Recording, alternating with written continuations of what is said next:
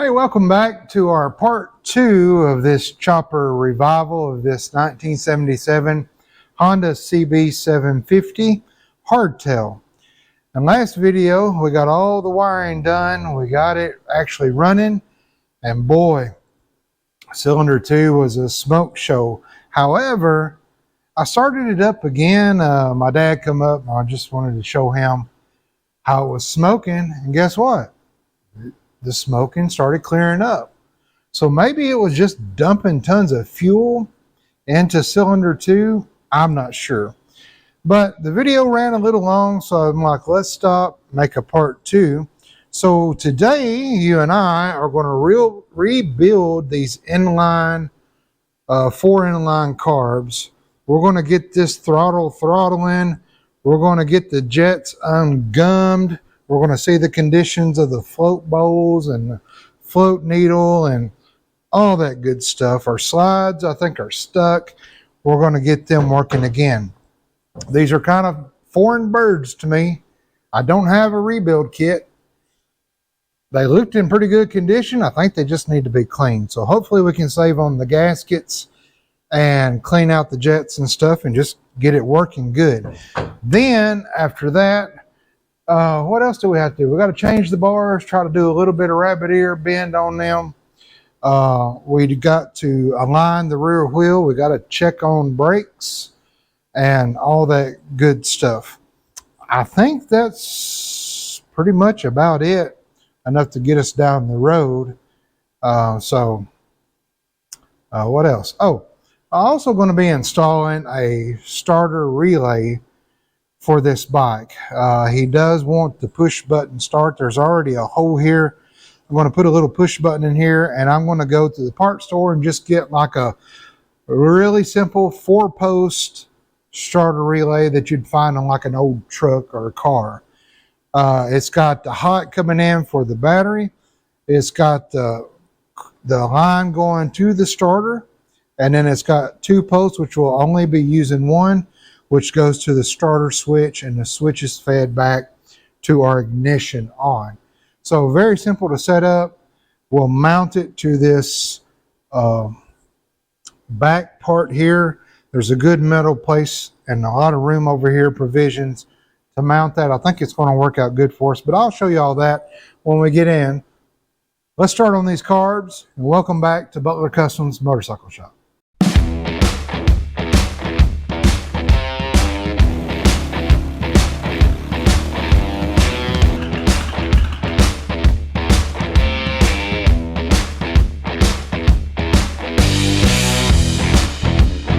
We got our 4 inline carbs here. I am going to pop the drains out on these. Just kind of let the fuel drain out. And that's pretty dirty. There's 1. There's 2. I do have little O-rings that I think I have some we can replace just from a little O-ring, universal O-ring kit, because it looks like the 3rd one here has been leaking. Looks like the O-ring was replaced because it's a smaller O-ring than the other ones. Alrighty, all the fuel is out. We'll leave those caps off. Set all this over in order so we don't get confused. Now, anytime I'm dealing with an inline carbs, I do one at a time. But I don't know if I can do that with this setup and these arms. I don't know if I can get this off without taking all 4 off and then raising this up out of the way or pulling the pin out. I don't know. And I never could find good instructions over my studies over the weekend about these carbs. They look to be in good shape, but I don't think I want to totally dismantle them. I just want to get them clean, get the jets clean, and get this throttle working. I probably need to check if these are diaphragms, look at them, but I don't think the way this is set up, I don't think there's diaphragms in here. I just think these arms control the slide, and which increases the air-fuel mixture. Now there are also no bolts holding the float bowls on. There are just these little caps, kind of like a brake cylinder on the old thing. So we're going to be super careful. Pull this first one off. The gaskets look like they've been replaced because they're in pretty good shape. Not a lot of trash in the bowl. That's good. I do see just a little debris, but that's, you know, kind of common. We'll clean that up as well. But I want to be careful. I don't want to take these gaskets off and risk them breaking, pulling apart, cracking, not reseating. So here we have, just looks like a basic auto jet and then your accelerator jet. Here's the first jet. Good, they're not in there too tight. That's wonderful. And that jet is clogged. Now this is usually a pretty good size hole jet. It usually never gets clogged unless there's a lot of trouble with it. A lot of stuff in the float bowl. So what I'll do is just put a socket over this nut, pull the jet and the whole tube out as one. So it is an 8. That wasn't in there too tight, so that's good. A little dirty. Clogged up as well in here. But easy to blow out because the hole is so big. Of course, we'll spray these, clean these. But now our jets are out. Now I do want to see what's underneath this float bowl and needle. There's the pin. There's the float. It will go in with the cutouts being the closest to the carb. And then here is our needle. No rubber on these tips. And our needle spring in there is working well. And doesn't look like there's any debris in there. But what I'd like to do now, this was an 8mm to pull this out. And then these are usually a 10. Yep. I like to pull that out because sometimes there's a screen, like a filter behind here. That wasn't in there tight either. Good. These are good. I mean, they were snug, but they weren't over tightened. That's a good sign. Looks like these have been rebuilt. Everything I'm seeing in here, like this washer here, looks pretty new. All right, there's no screen back in there. I do want to clean back in there as well. So that's all of the bottom that's in the first one. I may have to undo this, and slide this whole pin out. But it looks like there's a spring in there that's probably under tension. I'm hoping maybe I can just take this nut off the top of all of these, and then this nut would come off as well. That would free that arm to come up. I can take this spring off, and then the arms would come all the way back. Then we could take our caps off, which is going to be our issue in here. So I've got it all separated. I'm keeping everything that goes to each in here. So I'm going to keep them in order so I know how to put them back. And I may even label 1, 2, 3, 4, or actually, how do they go on? Yes. Okay, so they go on the bike like this. Left side of the bike, right side of the bike. I may label them 1, 2, 3, 4 and label the bottom of the bowls that as well, so there's no confusion. It looks like the crossover gas lines are new or have been replaced. Or maybe that's just breathers, maybe. I'm not sure. There's no crossovers between 2 and 3 because this splits and goes to the 2s, to the 1, 2, and the 3, 4. I just worried about that. I don't want to go twisting on this too hard. I want to kind of reference where these nuts are as far as on the shaft. I may have to hold this to get this off, and then maybe this just raises up. I don't know. We're going to find out. Okay, it looks like that's coming off there. Then does this screw out as well? Oh, okay, I see. All right, it's threading out. So let me get these other off. Then I think we can thread all 4 of these out. I'm just going to break these free. So these are just all going to unscrew. It's going to raise that arm up as we do. All right, so that seems to be working. They're all coming out, just unscrewing off the shafts of this. Should have took that spring off first. Let me get a socket for these so I can bring them back down, take this spring off. That way there's no tension as the arms go up. All right, on top here is 17. So what I'm going to do is run these back down so I can take that spring off. I'll try to kind of do them evenly. There must be something down inside here that locks that slide shaft in so that these can be screwed on and off. It seems like this one is a whole lot shorter than the rest, but it's down equal at the bottom. All right, now we should be able to pop this spring off right here. There we go. Now that should free us up. I don't see any other springs that's going to have us held up. Now we should be able to take these off the top. I'm thinking once these clear, these slides, these threaded slides, we'll be able to pull the whole assembly cap here off. Okay, I saw that one fall, the slide fall down.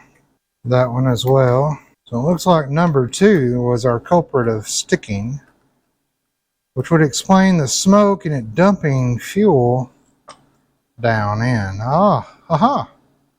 All right, so these can come up. I think I can just pull these out. I can. Okay. You know, pretty neat design when you think about it. All right, I'll put these with their respective nuts there. All right, now I should be able to get these slides out. Hopefully this will clear this. I don't know, we might have to take this arm off after all. I'll pull that out. And then we'll pull this up.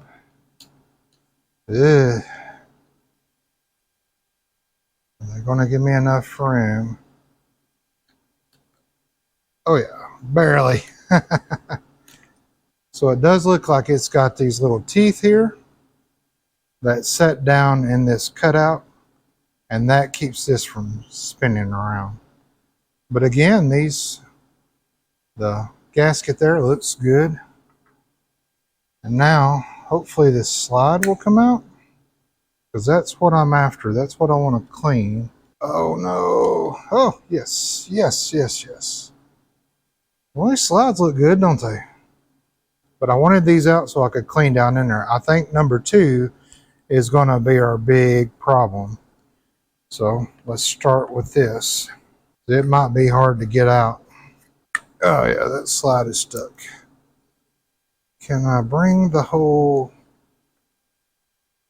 slide out? Okay, that's out. Let me get this gasket off, which looks to be in good shape. I'm going to put that back on and keep that together.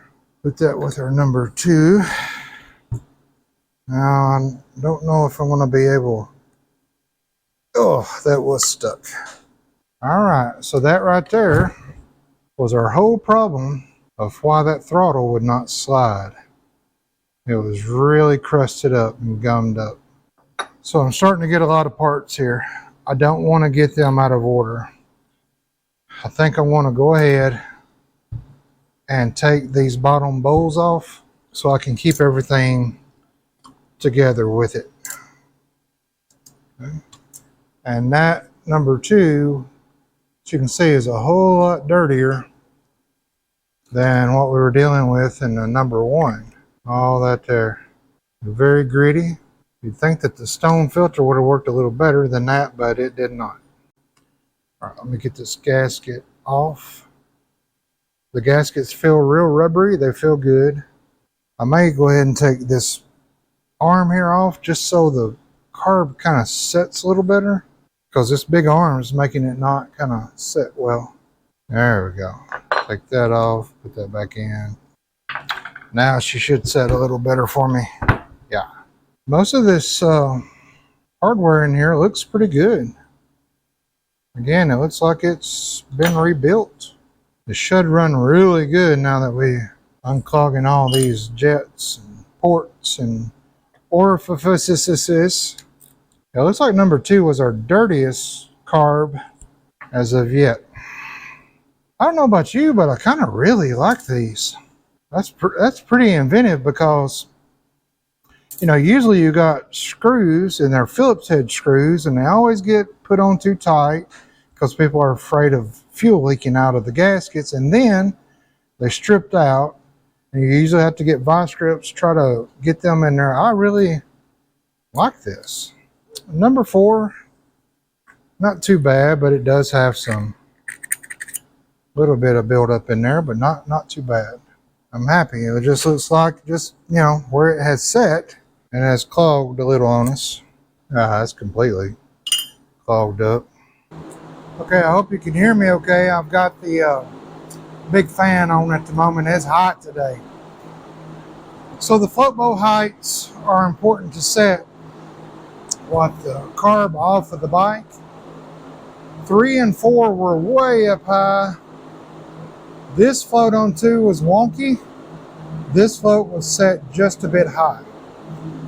Now on this style carb, you have 2 different type of floats depending on what model of 750 that you have. These are the older style floats, the rounded floats. You'll have other floats that say flat. That's the boxy flat kind.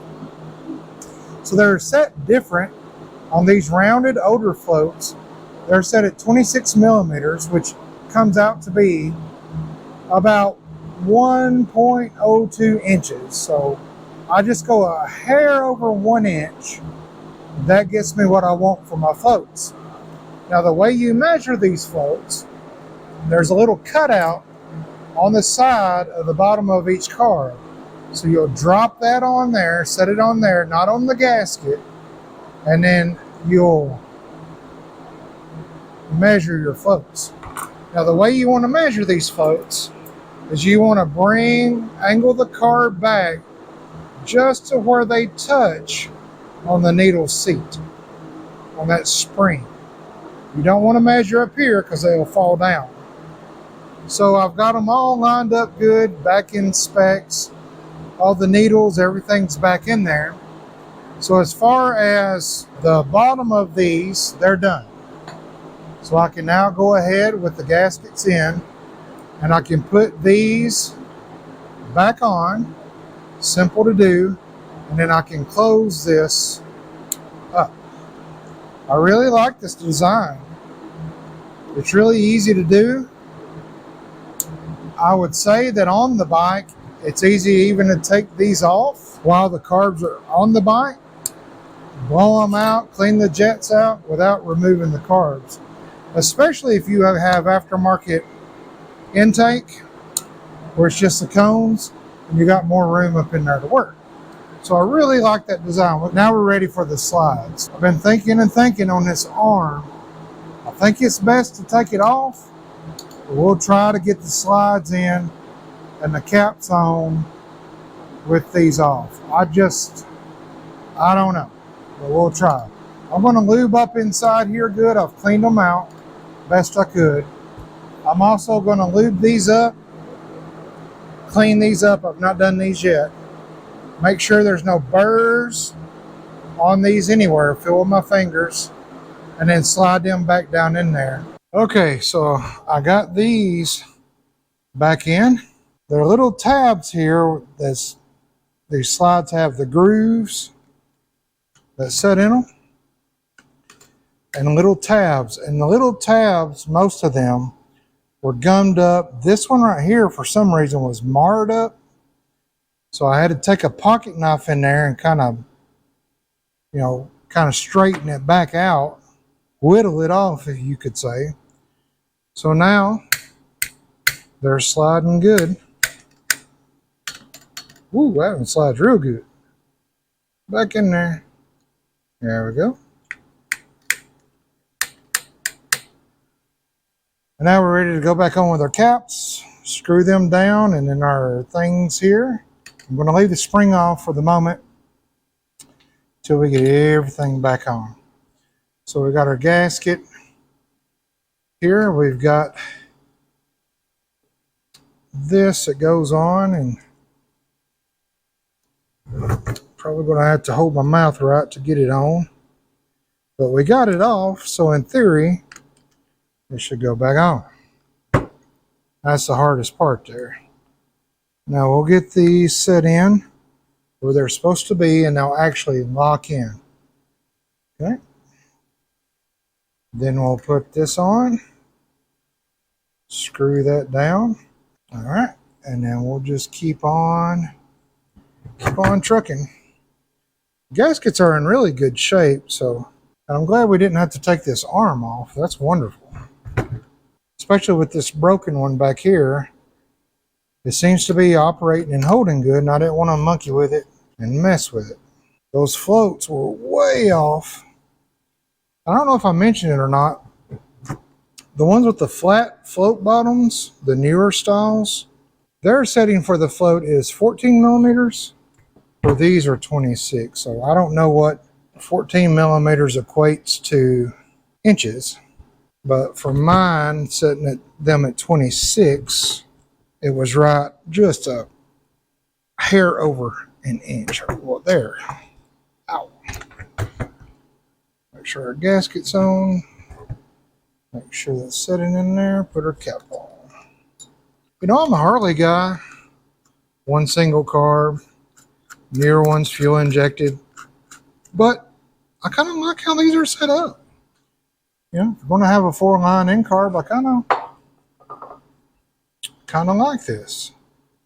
All right, we'll snap that back in there, and then that should go over that. I guess we got to do all 4 of them first and try to line them up.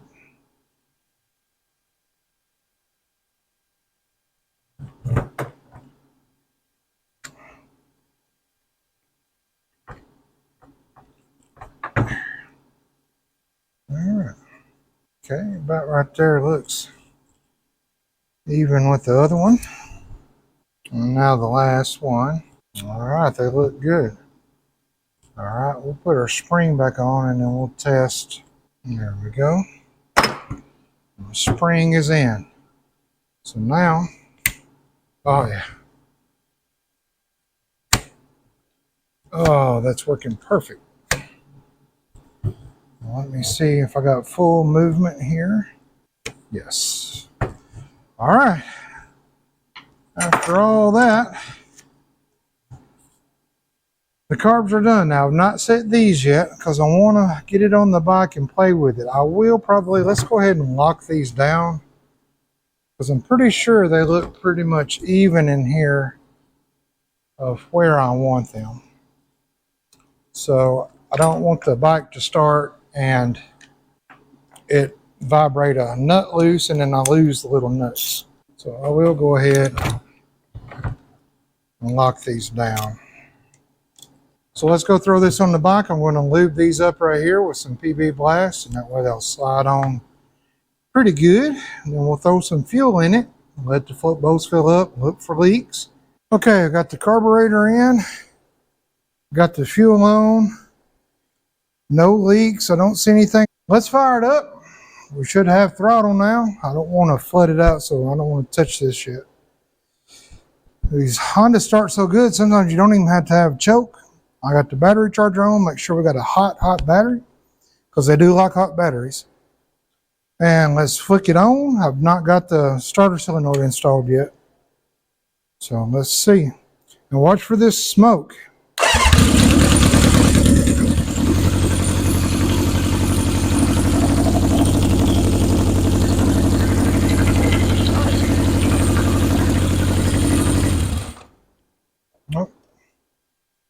Might have helped if I turned the fuel on. All right, so they sound good. We might have to mess with them a little. Some of those slides are still a little tight, so they're not, feels like they're not snapping down quick enough when you let off the throttle. But maybe as we ride it, it'll loosen up. We might have to order some new slides, but I think it's really those things that go on the side of the carb that go up and down on the slides. That might be. Okay, so I got the exhaust off, and I had to take number 1 off to take number 2 off. It's got a clamp right here with an Allen, 6mm Allen, 13 nut on the back, and then this comes off, the clamp. And then it's kind of clamped like a muffler on the back. This whole pipe then can come off. So what I discovered back here, once I got this clamp off and took it off, this nut that holds the gasket and then the cone on was loose. This nut here had the lock washer behind this fitting.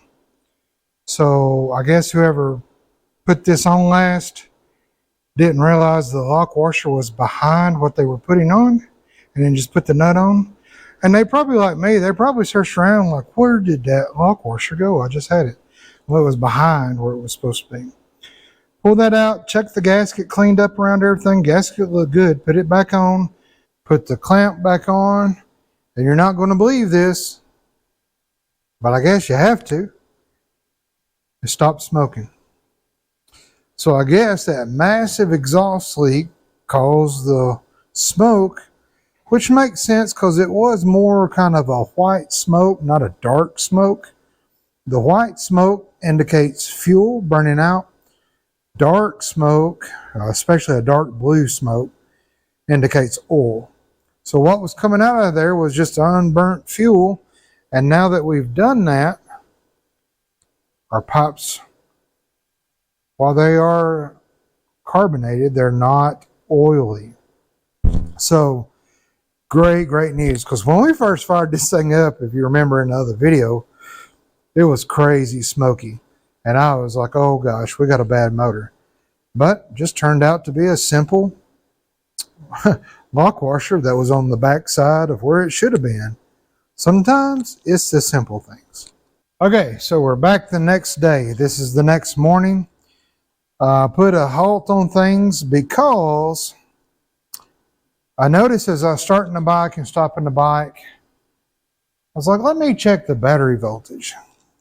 And the battery is not charging. It's not getting a charge back from the stator generator. So I'm like, okay, I've got something wrong in my schematic wiring that we drew up. Went back, checked everything, looked at everything. Everything looked good.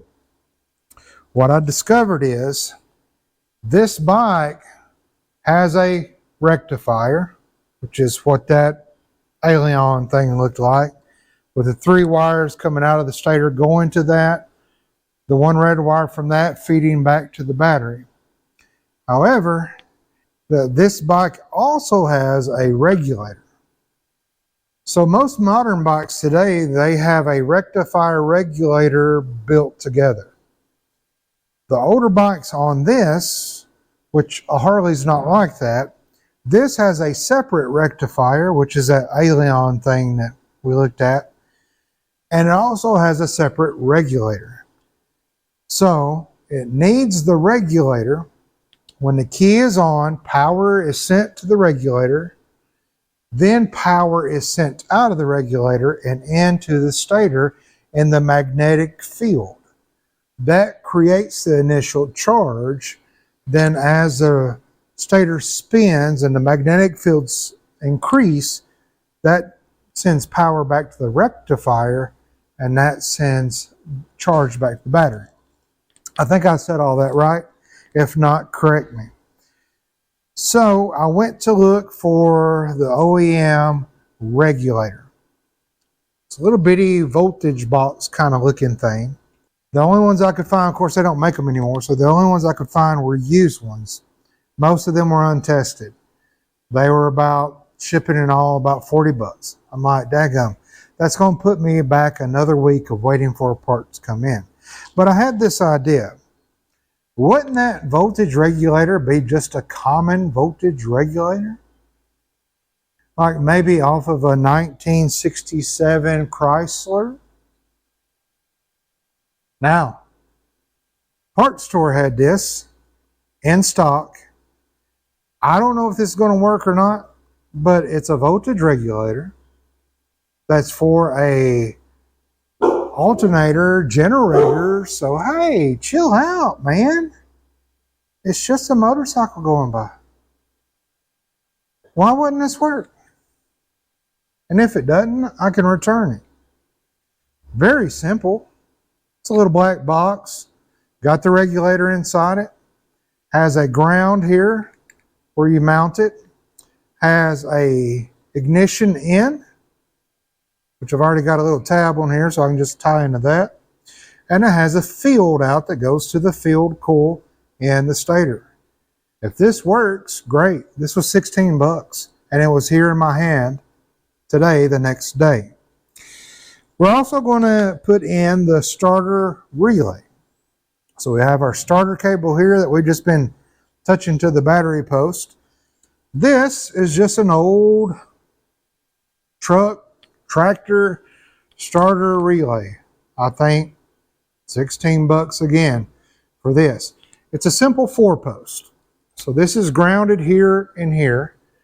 Then when you mount it, you have 2 big posts here. That's for your battery cable coming in. Your starter cable to the starter comes over here. How it connects the two, you run a, let's see, there's an S and an I. One is to run back to like a coil or something like that. We don't need that. This S goes to the switch. So I'll run the starter switch off of this. So when the starter switch will be wired to the key on. So there'll be a wire coming in for the key on. Starter button, in and out, in and out, in and out. When I push it in, that connects the two in the starter button. Power comes out the starter button, goes in here. When power hits here, connects these 2 posts, initiating the starter. What is even wilder about this, I did test these. Look, when you buy these cheap ones at the parts store, test these. Always test these. Off the car, off the bike, it doesn't matter. They're cheap. That's why they're $16 to me and not $70. I could probably get some better ones and upgrader ones, but hey, it's got a kickstart. But if it gets tired of kicking or don't want to kick, and it's a Honda, 1 kick should do it, then he has the option of this. So this is more like an option for him, not necessarily something he's going to use all the time. So a cheap one's fine, but test them. I've seen a bunch of these come dead out of the box and have to take back. What's even more cooler is I've got these side panels here that are made out of wood. It's got bolt holes here with a metal bracket that's welded to the frame. And you ain't going to believe it, but you got to. These 2 holes here fit perfect in these 2 bolt holes to the frame. So that's going to be my ground. It's going to be right up here on the back side of this. Enough length for this. I've got a cable here for my hot that's a short one that's going to go work good. I got him a nice little chrome push button switch that I think because this is going to hang out here, this hole here is not going to work. I don't want to drill another hole lower because my chain is right here. So I think I'm going to move this, install this button on this side panel. And that makes sense because you got your on-off switch, you got your high beam switch. Now you'll have your starter switch. So what I want to do first is test this. I want to see if our battery is going to charge with this regulator.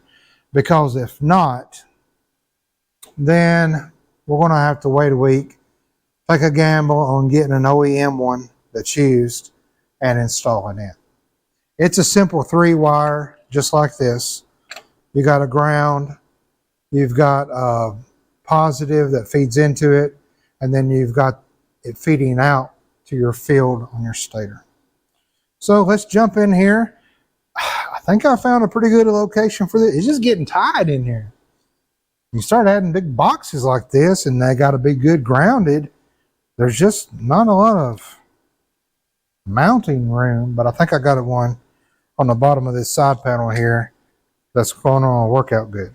So let's get this hooked up first, make sure the battery's charging, then we can wire in the starter relay and test it out. Now, also, I went ahead and chopped these spring posts off, and I think this seat is going to fit in there perfectly. I can mount it here on this provision for the seat mount that's already on there. It sets up good and nice. It almost looks like it was made for the thing. Fits in here in the frame good. And then the swing arm, I'm going to kind of unbolt, move up, maybe bend a little. Then we can mount our seat to the swing arm on the back, and also a license plate bracket for the license plate. So it's coming along good. Let's get into some more wiring. Well, that failed. Turns out a voltage regulator for a 1967 Chrysler does not work on a Honda motorcycle. After doing a little bit more research, come to find out it's a voltage regulator for an alternator, which I thought an alternator spins, magnets inside, rotor, it would do the same. No. It was only putting back 0.1 to 0.2 volts back to the stator field. So,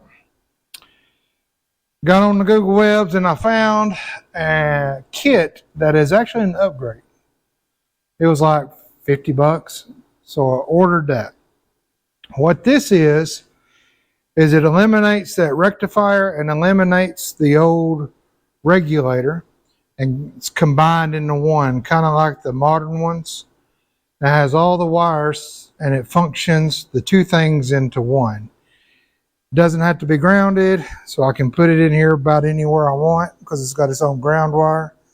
So all I have to do now is cut out the old rectifier. I already removed the new regulator. I keep getting those two mixed up.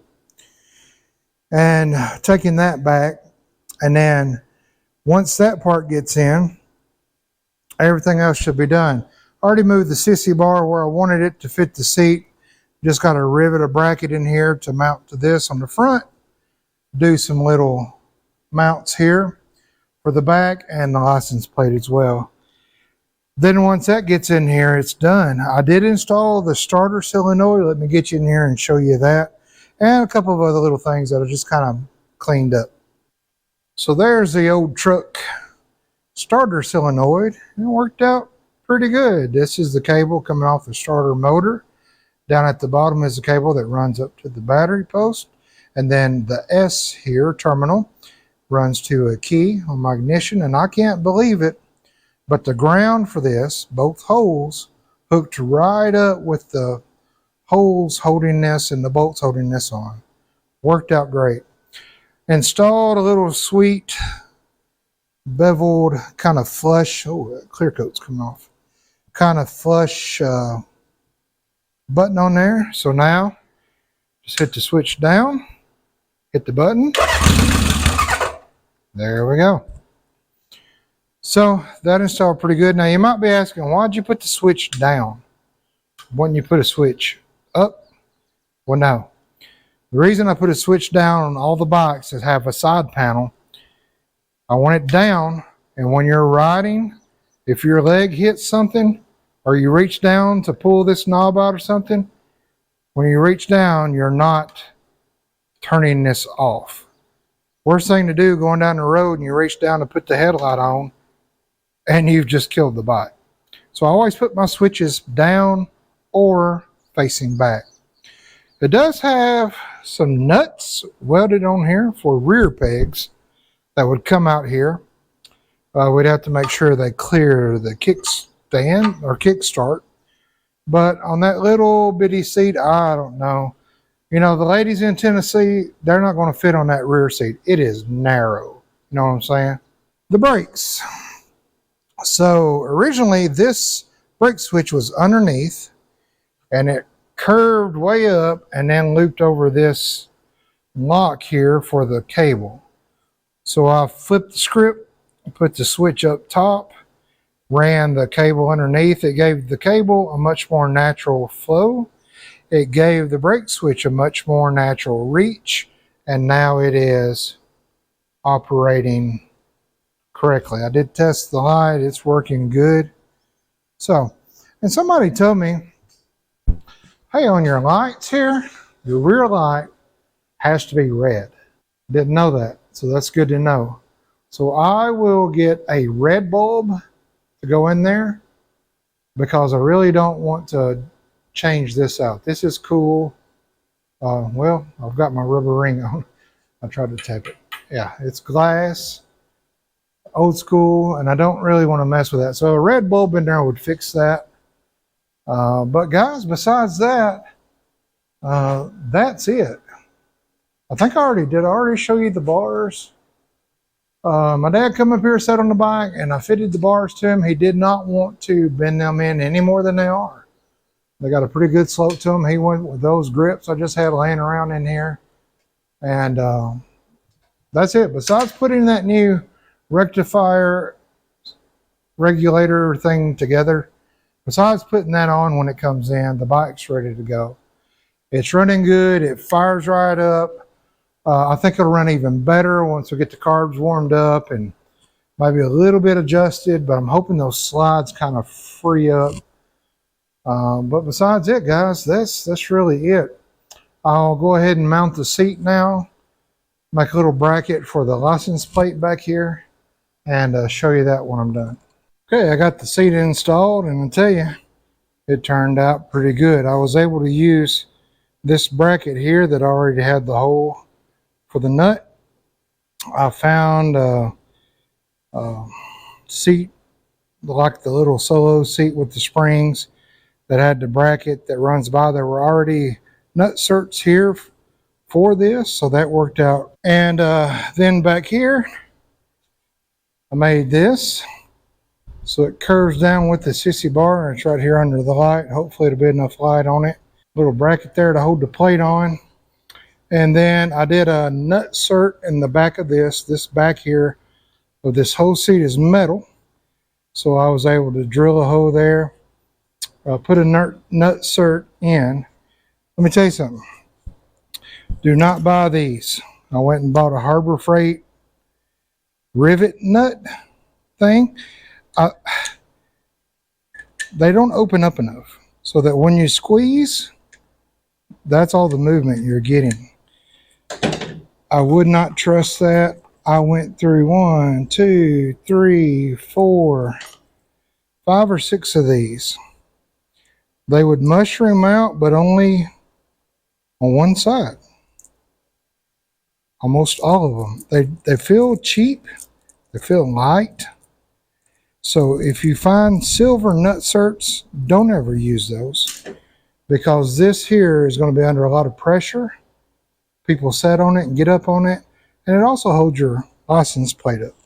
So what I did was I went to the parts store and I got this right here. It not only come with the good golden nut certs, but it also came with a little tool. And the little tool is neat. All it is just kind of a washer and a bolt.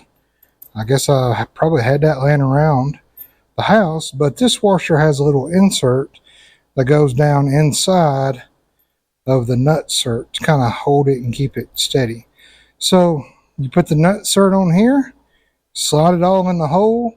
You actually keep this right here stationary with a 9/16 wrench, and then this nut here on a bolt on top was a 13mm head, and you just run the bolt in like you're tightening it, and then you'll feel it where it gets really, really tight. And then back to everything out, and this thing is rock solid. So I think that's going to work well. To get under the seat, you just have to take this 6mm bolt out here, and this whole thing swivels up. Pretty cool because it's on that hinge.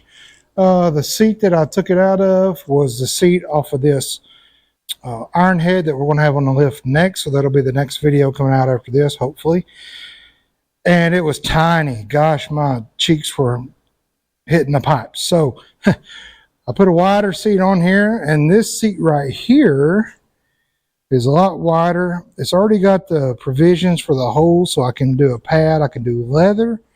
It lined up perfect back here with the springs, and that actually came off of this bike here.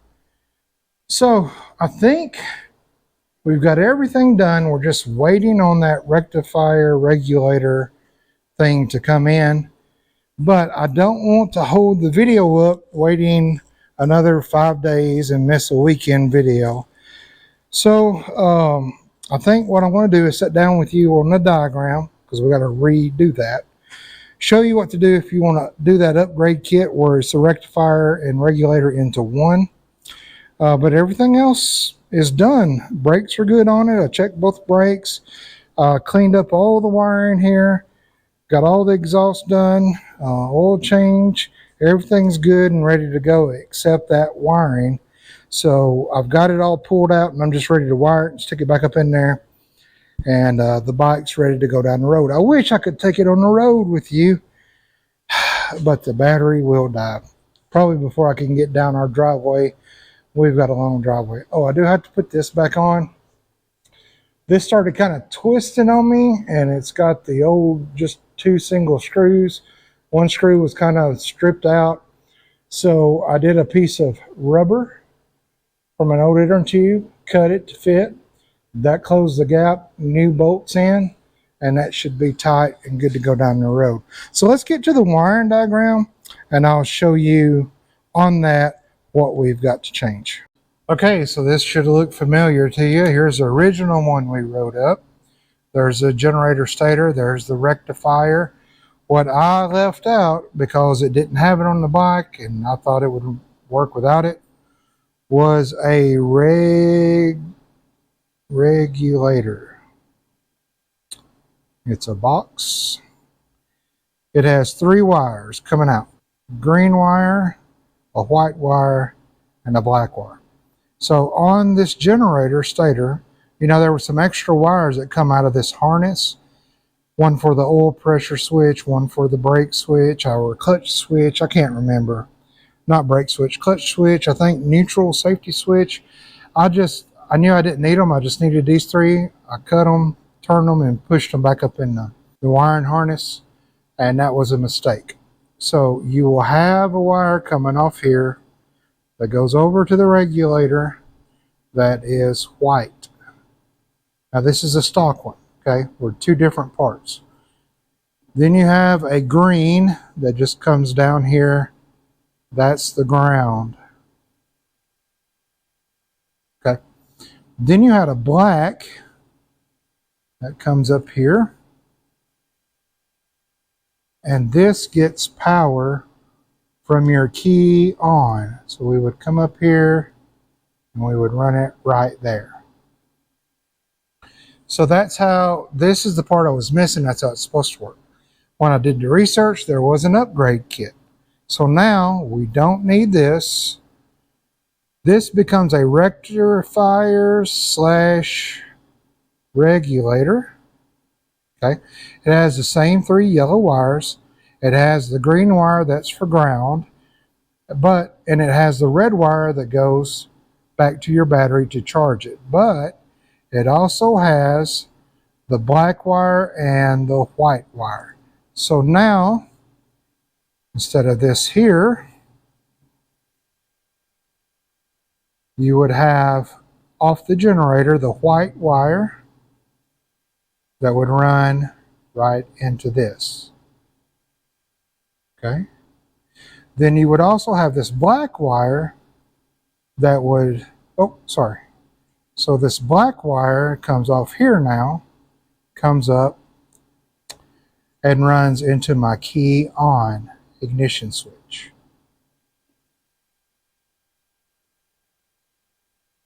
Okay. So we get rid of this. We get rid of this green ground. And then our white wires here. So off the generator stator, you've got white yellow, yellow, yellow, green. Most everything runs from to the rectifier regulator, the new upgraded kit. So I'll put upgraded kit. Okay.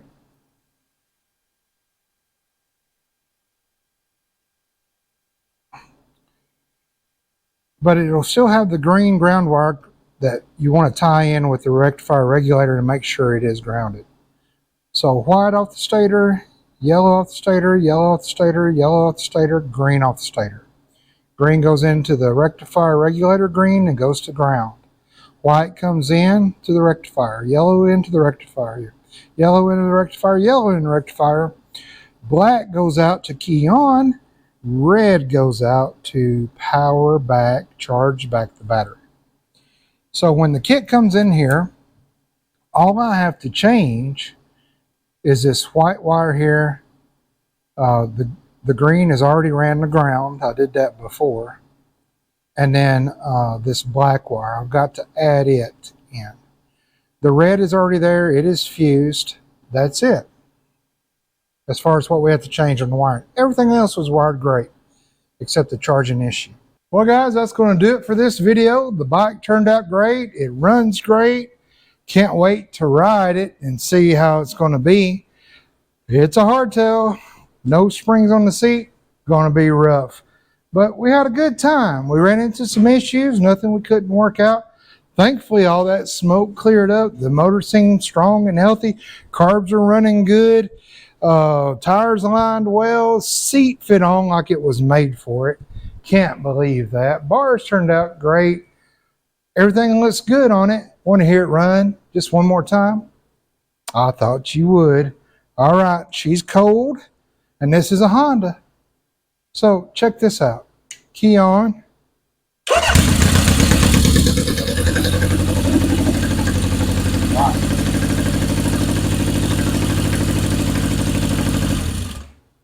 Can't beat the Honda 750s. Good motors. Now, I'm a Harley guy. I'm kind of partial, but I like, if I was going to ride something besides a Harley, it would be Hondas. Now, I love the Kawasaki Ninjas too when I was younger, but them days are gone. But thanks so much for hanging out in the shop with me today, and tell your mama and them I said hi.